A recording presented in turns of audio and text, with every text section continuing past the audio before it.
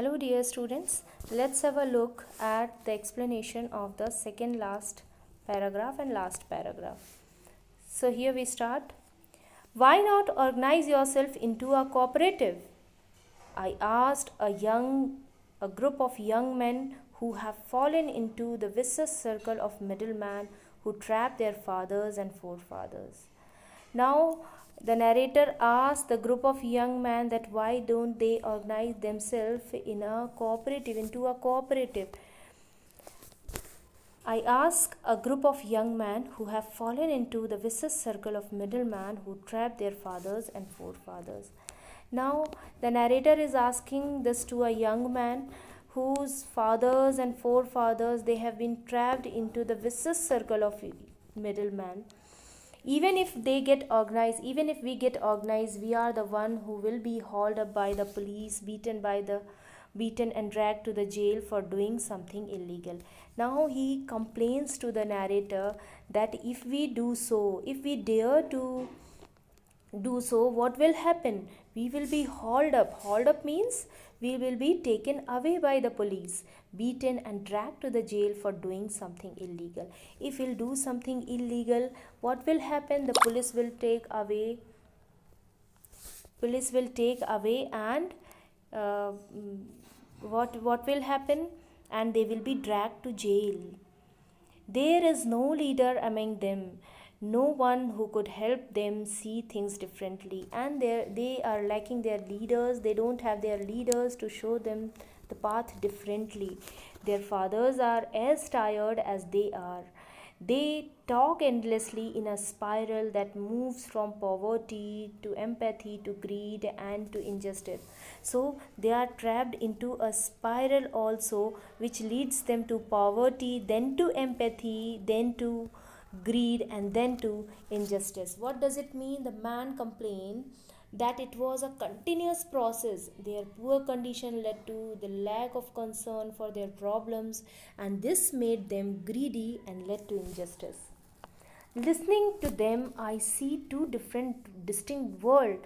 And what the narrator says, when I was listening them, I realized that I have realized that there are two distinct worlds. One of the family caught in a web of poverty, burdened by the stigma of caste in which they are born. So one is the family which is caught in the web of poverty.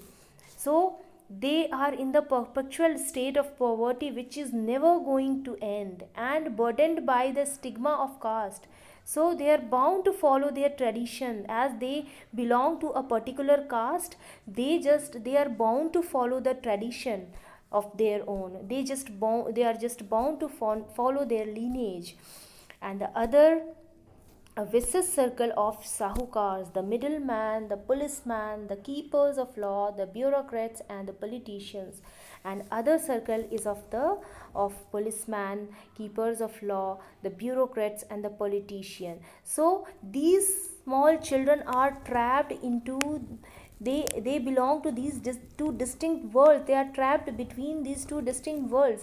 One is of their family, one is of their family which is caught into a web of poverty, burdened by the stigma of caste in which they are born, and other is the vicious circle of sahukars, middleman, policeman, keepers of law, bureaucrats and the politician.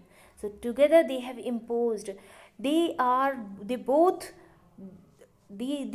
two distinct world, the narrator explains here, are responsible for imposing the baggage, the burden on the child that he cannot put down, and he cannot run away from this baggage. The child cannot run away from this baggage. He cannot put down. Before he is aware, he accepts it as naturally as his father. So before he realize anything, because he's a child, he's a small child, he could realize anything. What happens? He accepts it as normally as his father. So as his father accepted the tradition, he followed the tradition in the same manner, the child also follows his tradition. To do anything else would mean to dare. And if they want to do anything, if they dream for themselves. It means to dare, to challenge these two worlds. And daring is not a part of his growing up. And daring is not at all a part of his growing up. He cannot challenge these two worlds. When I sense a flash of it in Mukesh, I am cheered. So when narrator finds a sense of flash of it in Mukesh, she is happy to know that Mukesh has a dream and he wants to fulfill his dream. I want to be a motor mechanic, and he boldly, happily says that I want to be a motor mechanic. He is determined to be a motor mechanic, he repeats. He has a small dream. He could not dream higher. He has a small dream to be a motor mechanic. He wants to be independent and to do something different from the tradition. And what he says, he will go to a garage and learn. And what the narrator says, when she talks to Mukesh, what Mukesh says, that he will go to the garage and learn, but the garage is a long way from his home. I will walk. And what he says, when narrator says that it is garage is long away from your home, what will you do? How will you learn? Then he says, I will walk. So he is determined to do this work. He insists, do you also dream of flying a plane? Now narrator asks the boy that, do you also dream of flying a plane? And he is suddenly silent. No, he says, staring at the ground. He stares at the ground and he says, no, I don't want to fly a plane, because he has never dreamt of flying a plane. In his small murmur, there is an embarrassment that has not yet turned into regret. There is an embarrassment, as he could not dream so higher, but it has not turned into a regret. Still, things can change. He is content to dream of cars that he sees hurtling down. So he is only dreaming of being a mechanic to drive a car which he sees every day hurtling down the streets of his town. Hurtling down means moving down. The few airplanes fly over Firozabad, as he has seen few airplanes only, and he is not dreaming of flying the planes. He is only dreaming of driving the cars, because he always see hurtling down the street of his town. So this was the explanation of this chapter, dear students. Hope you will have understood the chapter. Thank you very much.